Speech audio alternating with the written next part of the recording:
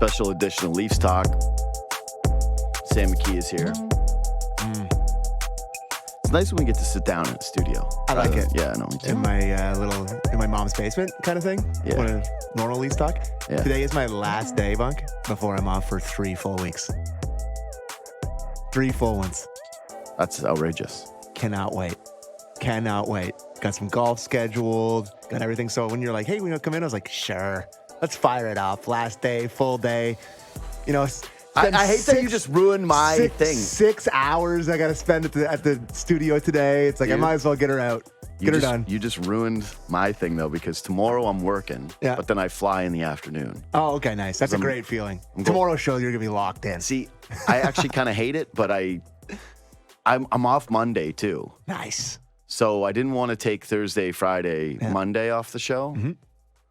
But I'm flying, like, I got to get out of here in the morning, and then I fly to Newfoundland. That's domestic, bud. You can get there an hour ahead of time. It's fun. Yeah. Guess what, though? Yeah. Guess who's not that guy? Me. I just lied to your face. Yeah, I was going to say. I literally had a talk in the parking lot with the boys last night after hockey about how it takes me 3.5 hours if I'm going for an international flight, 2.5 for domestic. Guess how long I've been thinking about this 3-hour domestic flight. So, hold on. Do you got to stop at home first? Yeah. Okay, well, you stop at home, but you're right on the subway line. Bang, I'm straight grabbing to the bus, and you're up, and you're there in 25 minutes. Yeah, I'll probably go and take the Up Express, go back the other way. Oh, okay. Up Express it. Although, man, how crazy was that for a minute? Old Robbie, it was like, or old Dougie was like, hey, we're not doing that anymore. Get rid of some of the stops at Bloor Station on the other. Literally the one thing the city has that's convenient when it comes to transpo. And Dougie was like, never mind on that. Straight from the airport to... Oh, we just got to make sure that the people that Union...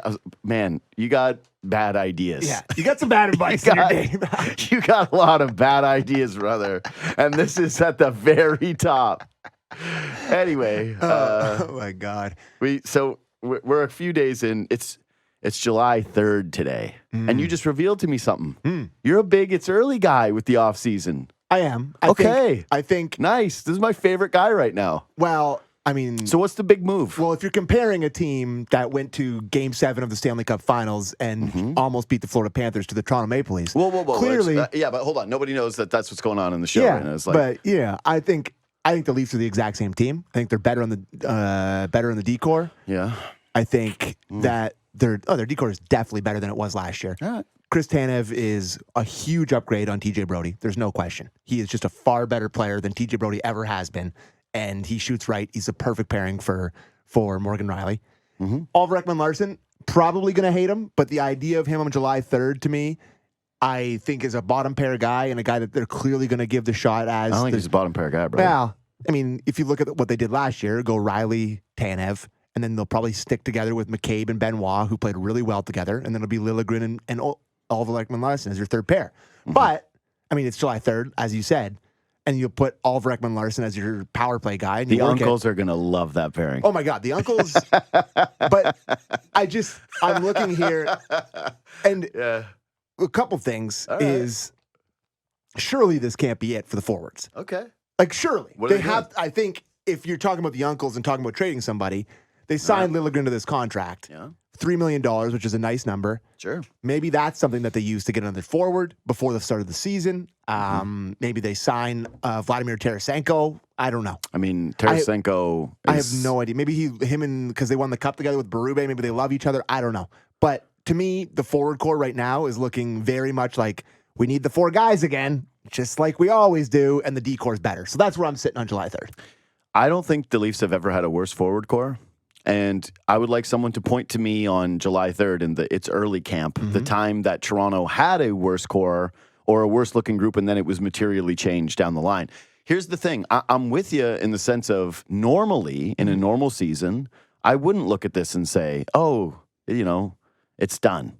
I would say the similar thought. Hey, it's July 3rd. That's a normal, rational brain to say they've got a lot of time. And, I know Tree Living has said that he wants the forward group to be different. To me, though, you look at it and say, one of the guys that if you were really being extremely optimistic, like truly over-the-top optimistic, you would say, well, maybe Nick Robertson has a really good year for them. Maybe he provides some offense. Maybe you finally commit to this third sheltered line, which I'm really not a fan of. The Domi Robertson absolutely gets hemmed in line, you know? But maybe. At least it's an option for you. Hey, maybe Berube, he's going to change Nick Robertson and he'll thrive under a new head coach. And he goes, yeah, I want out of here. Which is embarrassing, by the way. For him? For sure. It's both. No. I get it. I don't want to dive into Nick Robertson here 5 minutes into the show, but well, hold on. Do you not understand how the progression of being a young player in the NHL works? He's played more games in every season that he's been in. It's gone progressively more and more and more. He played his most he's played ever last year. He played 6 playoff games. Sam Mitchell across the board. You know, he gets hurt all the time. Yeah. Like, this is how one of the years that he lost his spot was an injury. This is the progression of being a young player in the NHL. Yeah. How do you not see the writing on the wall with the way this roster is that clearly next year you're going to have your most opportunity? Like, duh, that's how it works. Like, look across the league. That's how the progression of being a young player, unless you're a stud who's taken at the top of the draft. It's like, got some bad advice, in my opinion. Just because your brother's a stud doesn't mean you have any leverage. I think it has more to do with this. And this has been my understanding. That the organization in general he's felt they've been like very hard on him. Yeah. That he's had to be at like a very different standard than a lot of the other guys. Even when he went down to the AHL and tried to play like good soldier, that there was a lot of, we need you to play more straight lines. We need you to be more of a defensive guy. We need you to round out your game. And that every time that he tried to take that step, there was like really no acknowledgement that that's where it was going. And I'm not really sure it was, because last year there were real moments where he was trying more, you felt like? For sure. Yeah, where he went, he back-checked. That was nice. Like, I kind of noticed him there. But then you would also see him on the half wall in his own zone trying to win a puck battle, and you went, this puck's not getting out. It's staying in. Anyways. But they're not going to trade him. He has no leverage. I don't think it's about they're going to trade him no matter what. Yeah. But I do think it's a situation where if anybody gives them like any kind of offer, they'll make the trade. I don't know. I just think if you're them, you just hold on and you get to training camp, you try to give him a contract and say, hey, man, this has been your first year where you actually are like slotted into the starting lineup. There's no one to replace you. It's just such a weird timing for this for me. Can I tell you somebody, though? I also don't think he's that great. I don't think that the vibes with this team are going to be too red hot. Yeah. I don't think that the dudes who were sniping at each other on the bench in a way that some people try to slough it off as like, that's hockey. It's like, no, not like that. No one's throwing your gloves. No one's throwing gloves, and no one's saying this isn't junior when you're 8 years in the league. I'm not sure they're going to come back as the top tier chemistry crew. I actually think that part of the reason that Domi ended up getting done earlier was because they went, man, we got to keep this guy around because he is an integral part of the dressing room. Loves him. Yeah, but he's Marner Insurance. He's loved by the best player, but also he is a very big like locker room guy. Anyways, you look at the roster right now, and I'm looking at it and saying, fine, it's July 3rd today. It's one later day from all the responses I got from, I had some real Cope tweets on, because the thing that you referenced was, I posted a side-by-side of what the Oilers forward group looks like and what the Leafs forward group looks like. I had some people going, it's not that different. And the Leaf fans go, they're literally better on every single line. There's not one line that you can take that the Edmonton Oilers have right now that isn't better pound for pound than what Toronto has. Like, and I think there's like a pretty strong discrepancy between most of them. Yeah. They're a way better team. They were before they made the signings. They went to the Game 7 of the Stanley Cup Final. There's no comparison. And the people who are like, the conferences, I'm like, okay, fine, sure. Listen, I'll hear that. I'll hear that cope. That's a cope, but like the Leafs have to beat the Bruins and the Panthers to get towards. And you look who the Oilers beat. I just don't they understand beat the Kings and the Vancouver Canucks. Cope. I'll hear that. I just don't understand that cope. It's like, I'm not in that, but like No. I understand if you're needing to cope, if that's where you're going to go to. I get that. It's very Toronto sports cope because we're very ingrained with the Toronto Blue Jays divisions. Yeah, we're really used to being like, the Yankees and the Red Sox, and now we've just pivoted that to being in the Eastern Conference in the. LeBron, we hit LeBron here. That's our move. There's a good team. Yeah. Listen, how can we win if there's another good team out here? Buddy, as a Owen Sound guy, I'm in the hardest division in all sports, the Midwest division in the OHL. We got to deal with the London Knights, Kitchener Rangers, Guelph Storm every year, but it's tough. OHL's dead, but yeah. Okay. It's true. You know it. No, it's not true. The dub is king, and then college hockey is taking over, and you guys get suspended if you say a bad word. Continue. I've had multiple people reach out and be like, their kids who are actual things be like, they would never play in the O. Yeah, it'd be fine. So enjoy your Continue. dwindling years of Continue. OHL hockey before it's literally you can play in it. No. Okay. I don't look at the moves and say, all right, you trade Liljegren. First of all, now I don't think you can because Hakanpää still hasn't been announced, which is looming. The looming Hakanpää stuff. Yeah, I don't think it's going to get announced. I mean, is that fair to say? Well, it's funny because, again, you see people going, obviously Leafs wouldn't have signed this guy if they didn't feel like the medicals were good enough. They would have done their homework. It's like, you know how this works? Yeah. Are you aware? You think that he was... They had everything? No, they got him. I'm sure they were like asking for everything, but do you think they got everything? Yeah, you think him and his agent were like, man, give him the bad one. They described it as bone on bone, and maybe Give him that extra. Show them everything. No, there's a reason. People went, why did Lyubushkin get $3.5 million and Hakanpää got $1.5? And you go, that's why, because he's got one leg. Kipper made that point yesterday on the show. It's like, why did the Dallas Stars let a 6'7" guy who's 230 and hits and fights go? Dude, he fought. He fights all the time. Yeah. He fought a Shen. If you fight a Shen, tough. I got real respect for you. Yeah. And he dropped him immediately with Braden Shen. There's a highlight going around of him just nailing some St. Louis Blues player and then being like, you ready to go? Braden Shen, Saskatchewan 220 boy? Yeah, let's do this. I think that at this point, it's going to be tough for them to move Liljegren because they need him. They need him. Mm-hmm. So if Hakanpää can't play, which there's growing belief that is true, or at least even if he does play, you're not leaning on him. Mm-hmm. So what's the other move? You're back again. This is my only thing with the decor too is OEL, another left shot guy who, who are you going to put him with? You're going to put him with Liljegren? It's got to be pretty sheltered. You got to hope that Liljegren's going to take some kind of a step. He's a fine regular season player, I would say, with Liljegren, and you can get by with him. I think the decor is better. To your point, I think that on paper it looks a lot better. But these guys, we saw the fall TJ Brodie had in his 30s, and he's younger than Chris Tanev. We've seen this with Jake Muzzin, where later in his career, a physical defenseman started to fall apart a little bit, and so.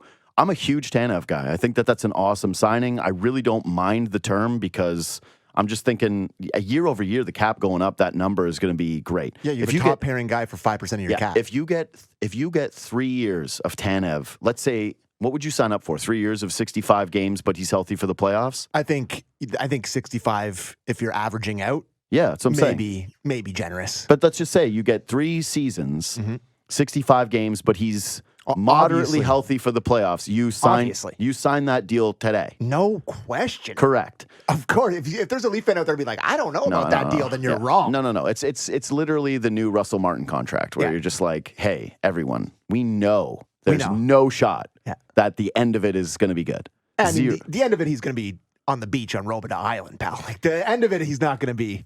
I haven't been able to suss that out. I got to actually ask more people who know him what the deal is with the wanting of term, because it doesn't seem. If you just want a bunch of money, you could have gotten close to the money with less term. But he clearly term was important for him. Yeah. Which to me signals he wants to play. I think he probably could have got a higher AAV. Yeah. With the Leafs even. If there was a shorter contract, but they wanted to keep the AAV down, so he went. No, I get it. That's why it happened. I just think what I was told is that the total money was pretty close in other places, especially when you consider. I mean, he's from Toronto. He wanted to play with Toronto. He has the Treliving thing. Like he wanted to be. And he wanted to be around his family. Yeah. He's having a second kid, Fair. and he wants to have his family in his life. Kudos to him, because when I see people who have kids and they don't have their parents or grandparents or some level of support system with kids that can help out, I don't know how they do it. Yeah, I know. It's crazy. It's really, I mean, and if you're in the NHL, you pay a lot of money for help. Yeah, that's fine. Yeah, I mean, you make $4.5 million a year. You can probably spare $500K of that a year to get some pretty good help. But I was laughing. I was thinking to myself last night before I came in here today. It's going to be a big year for our relationship with Tanev, because I'm such a Tanev guy. And like the first mistake he makes, I can just look down at my phone. JD Bunkis pop up. I'm like, oh boy, this is not going to be good. This is a full season of JD. He was actually amazing against the Oilers. Yeah, he was really good. But started to slow down at the end. Their but he speed had was a little one much for play. him. He had one play, Yeah. if you recall, I where do. McDavid cooked Yeah. him and scored. And Yeah. I went, way to go. That's your boy. That's what you want to give all the money to. Just one play on the best player on earth, and I cooked you. So maybe that would be in me. But no, man, I'm a Had big like fan. 65% of the goal share in the playoffs. He has one bad Dude, play against McKee. You're like, you here you go. idiot. Yeah. It was, but we didn't disagree on Tanev. I'm a big Tanev guy. I love What we Tanev. disagreed on was giving up the pick for the rental. I Yeah. was never a fan of that idea. It was the same thing with Giordano, where they gave up 2 seconds to get him for a cup run. I never looked at last year's team and thought, these guys are right there. And then actually after the deadline, they sort of gave me a little bit of convincing where I went, ooh, maybe I was wrong. But now that they've got the factory king, you know, the farm equipment king. Buddy, they tried to get rid of our sweet prince twice. That's what I'm saying. now that we have Yeah. the kid who's just constantly working down in operating heavy machinery, I couldn't be happier with the decision not to trade for Chris Tanev. Wes Clark's my boy. The fact that he got a guy from the Owens Out Attack named Sam McKee and a guy from the Oshawa Generals, both my OHL teams. He by the drafted way, guys from. Bukala came on, Yeah. and he said he actually liked McHugh. He said him and his brother are solid, and Yeah, that pedigree family. yeah, for they're sure. just a pedigree Yeah, family yeah. where he said you know what you get in terms of work Yeah. ethic and show up Oh, every day. he's a greasy son of a gun, Sam McHugh. Yeah. Anyways, back to the main point of July 3rd, because this is where we're at. Is I guess the theme right now is, can you judge where they are and how much should you judge? Because there is a lot of that out there. There's a lot of views that are like, hey, it's early. I wouldn't say I'm fully in the early camp, but Okay. I am concerned about what the team's going to look like next year. I just don't know what the move is, because is everyone aware that they traded that pick in the draft this year to acquire the second rounder from Florida? And now what is this year's draft, right? 2025, spooky stuff. That's their only pick they have in the first 4 rounds. I think they acquired that pick at the draft to be able to use a second round pick at the deadline Yes, next year. but this is what I'm saying in terms of this offseason and the quote unquote, well, it's early and what could they do? They're currently capped out. They've got a right shot defenseman that they just signed that maybe they didn't just sign. Creaky Niani. Right. They have a forward that you could say, well, maybe he's going to be a little bit more, but he's asked for a trade request, and it's at least not in a good place right now. You're not entering the season with him in a awesome spot. Nope. If you're trying to trade him, he doesn't have a real salary. You'd have to have some kind of a challenge trade where you're getting back a Nick Robertson-esque asset, which I hate to break it to the fans of this show, is not a super big asset. Fourth round pick. So my only thing is, what exactly are you moving to improve this core in a meaningful way? Because people keep pointing to this. They go, Kampf and Yarncroc, Kampf and Yarncroc. You got to move those two guys. Fine. Okay, let's play this out. They're not making $4 million. They're not making $3-5. That gets you $5 million combined, those two guys moving out, right? But not really, because you have to replace them too. So even you put in their minimum salaries, and it's basically no money. It's not working with very much. There's not a ton of free agents left, so you're not going to free agency and really materially changing this forward group. And I don't think Tarasenko is happening, by the way. No. You've had multiple free agents also turn you down. This is the other part of the Oilers thing that I wanted to address with you, because for those that don't know, I tweeted out a picture of the Oilers forward group and the Leafs forward group side by side yesterday, and I went, whoa, this is like hard to look at, honestly, because it's the discrepancy between the two is so intense. But multiple guys that are on the Oilers, Henrique and Skinner, the Leafs tried to get. The Leafs pitched Jeff Skinner on the redemption of, hey, we promise we'll put you next to Matthews and Marner, and it didn't work. They went to Adam Henrique, and they went, you get to be our third-line center, and it didn't work. It's tough. I don't think that it's as easy to convince people to come play here. I don't think that players around the league view Toronto as the winning destination that they once did. That's exactly it. And so you're looking at a thinner free agency pool. You've less convincing, and you don't have a ton of trade assets that you can use that can materially change the roster. So forgive me if I'm a little dubious as to what exactly the big move is that's going to make people change their minds about how they're going to feel about this forward group. Because I would say on paper, from last year's team, I think they've taken a little bit of a step back. Can I just address the two Henrique and Skinner thing before we move? Yeah. I think I loved Henrique in the playoffs. I thought Henrique was really good for them on that third line. He was also hurt. He was hurt, and I liked what he gave them, and I could really have pictured him in Toronto having a great role as a third line center. I really think that's a big miss. The Skinner one, to me, I will lose exactly zero sleep over. Like, I guess the him not coming here is something that you can look at as a perception thing and be like, oh God, maybe the idea of him not coming here is worse than him actually not coming here. I just think the idea of a goal scorer getting to play with those two guys on a top line. Sure. Yeah. But like the pure skill soft guy that's never played one playoff game, I'm not sure. He's got the record now, I think, for most goals. I'm not in sure the playoffs. that's exactly what the Leafs need at this juncture. So like those two things are very different to me because I think Henrique would have been absolutely perfect. Can I counter that one more time? Sure. The fact that they were even looking at that and trying so hard for a guy that doesn't fit to that point. Skinner to me is just but that's proof that they're so thin and desperate at forward that they were like, oh my God, we better try and get Jeff Skinner. Yeah. No, I get it. It's concerning. And this is just going to come down to it. It's just going to be the same thing. Yeah. Where correct. It's the same thing.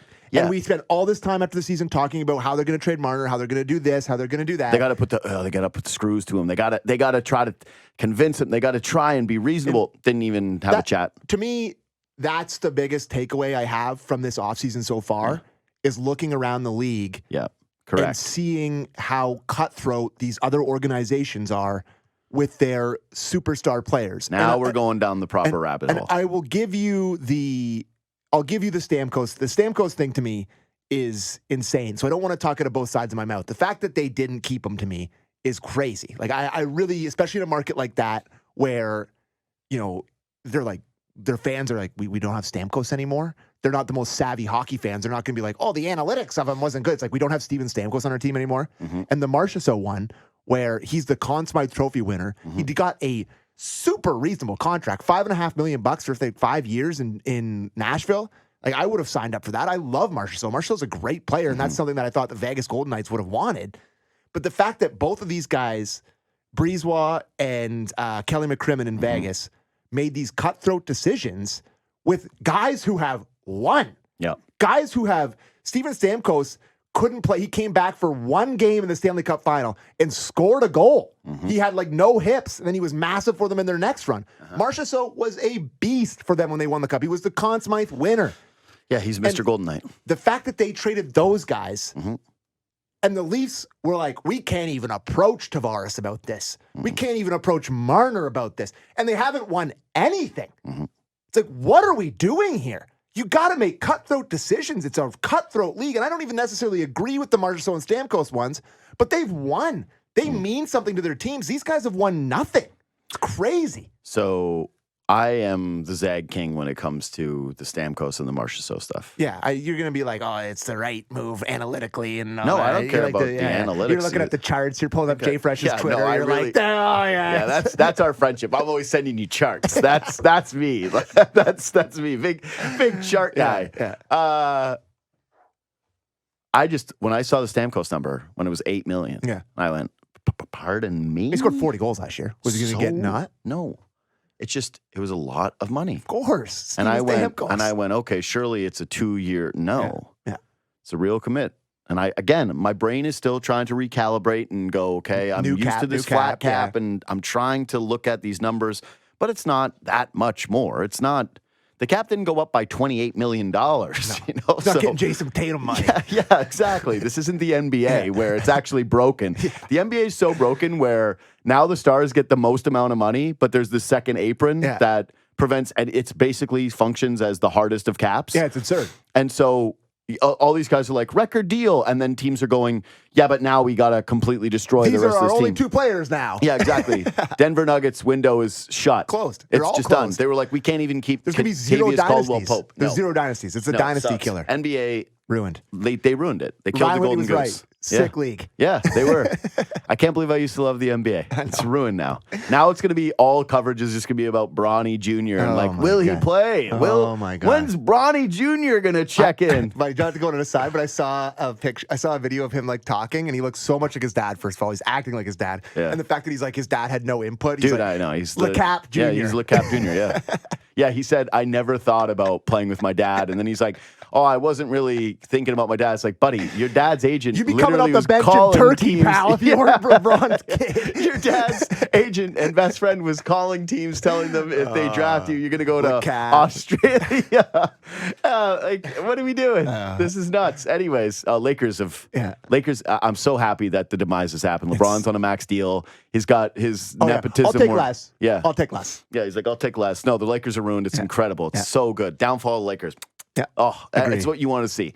All you got out of the LeBron era was a fake title that literally no one with a brain counts. But yeah, congrats. Back to the Leafs. Back to the Leafs. Where were we with this? Oh, yeah, cutthroat. Yeah. I love the cutthroat stuff. I love it.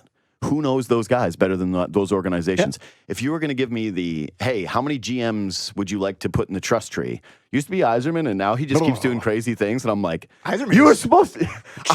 Buddy, I'm that Star Wars meme. Of, you were the chosen. I used to defend him to the hilt. Every move he made, he traded Hronek, and I was like, look at this super genius go. He knows. Yeah. And now I keep looking at their team going like, that's your team, huh? Like, those are your guys? Yeah. Okay. Cam Talbot. So you have Cam Talbot, you have Campbell, and you have Husso. It's like you just got 3 mid goalies. Your defense is all good outside of Sider. I have Justin Hall, dude. Ben Sherratt. It's like he has. He's like, hey, people crushed me in my career for not winning, and I want to get all the people that everyone thinks are losers, so that we can win together and you can all be the I told you so squad. Like he's like the Vegas Golden Knights, but without being forced to be them. Well, the Yzerman thing is like, he's like his drafting, right? And his drafting and his work that he did with the Lightning. Think about all those guys that are still coming up. And apparently they have super studs outside of the NHL. So like the people that come up are going to be good. Yeah. It's a little early, I guess, but the start of the old Yzer playing in D-Town is not look good. It's early. Yeah. It's early. Yeah. I love the cutthroat. Yeah. I trust Kelly McCrimmon. I trust Brisebois. I think that those are 2 of the best executives in all of hockey. And they did things that were bold. Brutal. Bold and brutal. Bold and brutal. And the Leafs, year over year, refuse to be bold, certainly refuse to be brutal. Again, you look at this thing now and you go, wait, Shanahan's still here? Like, pardon me? Shanahan's still here? Yeah. I know. What? I know. All the guys are still here? The only person that you're laying this at the feet of is Sheldon Keefe? That's it? Buddy, you and I were not Keefe guys. No. We love the Berube hire. Yeah. I think that as far as, like, how long ago were we even talking about this? Like, bring in Berube. I had him on months before I think you did too, going like, hey, would you want to coach? Like, and he's like, I don't want to talk about this. But it was very obvious in private circles that this guy was ready to coach his team. Yeah. There was reasons why he was going to games when they were showing up in his hometown, and he was having a close look up. Yeah. Yeah. He's not a miracle worker. No. Do you want Max Domi down at the 3C? Or do you want Max Domi up on the top line with Matthews where it worked? Okay, so if he's there, who's your third-line center? David Camp? Who's your fourth-line center? Connor Dewar? Like, probably. what? Yeah. What is the center depth on this team? This is a team every single year that can't score goals. This is a team that last season had injuries to Nylander and to Matthews, and people would go, well, JD, if they're healthy this time around, yeah, this happens. They lost to Montreal. What happened? Tavares got hurt. You lose one guy from the formula, and everything falls apart. And that was a deeper forward group last year that could score. That was a more offensively inclined team. That was something when we were looking at the group and saying, what are you going to believe in with the Toronto Maple Leafs? It's, they never got any secondary scoring, and this year they've got that in a little bit more of abundance. Going to next season, what are you supposed to believe in? Like, what is the formula? It's got to be that Matthews and Marner playing together again, because there's no other way to break it up. There's no other way to do it unless, okay, sure, you can put Marner with Tavares for a little while. Great. The centerman that everybody thinks needs to go out to the wing eventually and is losing a step every single year. What is the formula to have more goal scoring and to go on a deep run? You've got question marks in net. You've got older guys on the blue line that you're asking to carry heavy weight. And that's fine because, again, on paper, they're better. And there's a path towards it. But, man, I'm not going to apologize for not being optimistic about what this group is or feeling disappointed that there wasn't more change. And I'm certainly not going to put in the caveat of, it's July 3rd, so some miracle is going to happen at this point. It's funny, you talk about the improved decor, and like I said, I think they're improved, no question. But every game in the first round last year was 2-1. The defense wasn't an issue. No. What was the highest scoring game was the first game 4-2 or something? That was the highest scoring game. The decor. And again, it was against the Bruins. Yeah, and like they weren't that good. No. And they shut them down really well through most of that. But it just came down to it not being able to get a goal from anyone outside of the top 6, again, like it always does. And the top 6 can't break through like they always do. It's amazing to me that they have the patience and they have the wherewithal and they have, like, I remember Brian Burke talking about like the blue and white disease and how you can't listen to the fans and you have to like really dial in. Maybe you should start listening to the fans a little bit here. I think that the Blue Jays just taught you that you need to listen to fans. But maybe you should just be like, there's something here where it's been 9 years of this and it ain't working here. And I can't believe that they have enough patience and they have enough gall to believe that this is going to work. And the heartbreaking thing about it, you texted this to me last night. The heartbreaking thing about it is if Dubas stays last year, it is different. Yeah, which is shocking, is like somehow you ended up with the worst case scenario, which was the general manager that not a lot of people liked, and I do think was completely overrated and is in over his skis. And you even look at what's going on in Pittsburgh now. Search Kyle Dubas on Twitter if you want to have some fun. This is the funniest thing is Dubas and Shanahan are the couple that broke up, and both of them are doing horrifically. Like, you don't want to hang with one's got a timeshare. Yeah, you don't want to hang out with either of them. And all they do when you're together with them is trash the other. And you're like, yeah, God, this is a nightmare. You two were horrible together and you're horrible apart. Yeah. You two are you both stink. Yeah, I hate Why this. am I friends with you? How did I get into this? That's who they are somehow. But no, it's true. You could actually look at it and say, and I thought Tree Living had a good offseason last year. And just in terms of being able to scramble and mad dash, fire everything together, you look at it all, you go, the guy drafted Easton Cowan. He grabbed Bertuzzi on a 1-year deal, Domi on a 1-year deal. Even Klingberg, like, this is my kind of thing with the OEL situation is, OEL is better than Klingberg. He's healthier than Klingberg. He had... OEL actually had an awesome start to the season, and then eventually they kind of pushed him down the lineup, and then he was a good...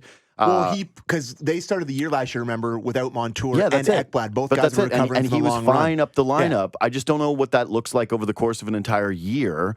Either way, whatever. Also, he wasn't a contract year. It should be said. I mean, how many times do we have to be fooled by this in sports? Yeah. So...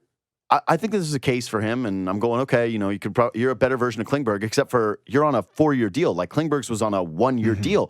The Leafs maintained all this flexibility to sort of turn over the roster and make some meaningful changes, and then yet it's like, how is this more familiar, this group, with everything that we've ever walked into than before? Yeah. This is the most familiar feeling ever, but now it's with term on guys. Like everybody got the most term. It was Tanev, term. OEL, term. Domi, term. Even Joe Wool, this contract I still don't understand. I love Joe Wool. Like, adore his game. How did he get that much money? Like, how did he get 3.6 for 3 years when he's played so few games and has never stayed healthy? Like, I didn't understand. They were tantalized by the flashes just like everybody else, which is I'm concerning. tantalized by the flashes too, but it's how did you have that leverage to work that out given what you've done?